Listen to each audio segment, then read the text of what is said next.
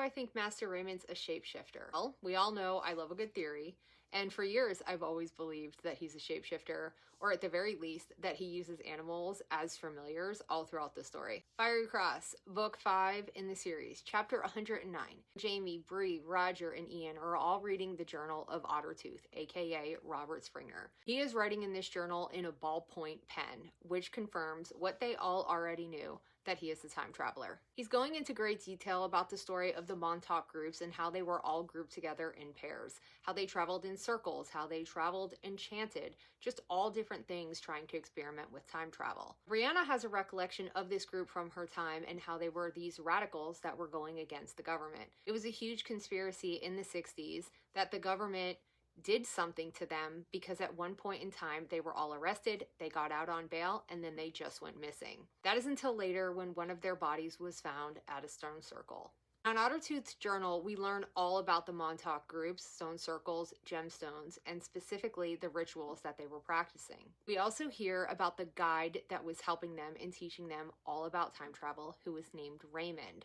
Raymond is described as a great shaman who could transform himself into animals and could walk through time. Now for me, this was always Master Raymond, but again, that's just my opinion. Next we have the Space Between novella, which offers a lot of supporting evidence to this claim as well. There is a scene in particular when the Comte is at Notre Dame.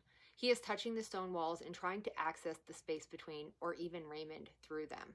There is a brief moment where he sees a flash of blue light in his own hand, and it kind of freaks him out.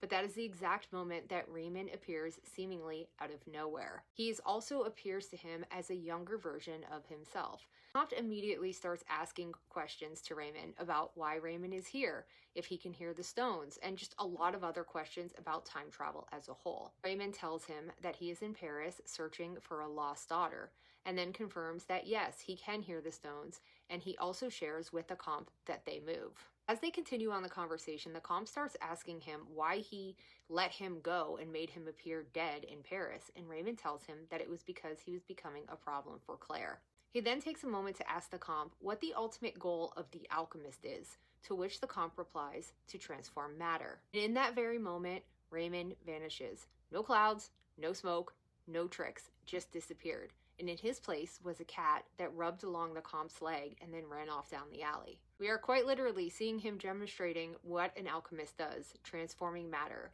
just like they are all doing when they travel through the stones and their bodies are transforming matter to other time periods. In the same novella, we see the cat later on the Comte's stoop, watching him, and then disappears. We're also as a whole just shown how powerful Raymond is, that he's able to create isolation sound bubbles and travel without stones, that he's able to transform himself and disappear. I think being a shapeshifter is the least of his powers, if I'm being honest. I will say though, at the very least, if he's not a shapeshifter, then he uses cats, snakes, animals as a whole throughout the entire story as a familiar.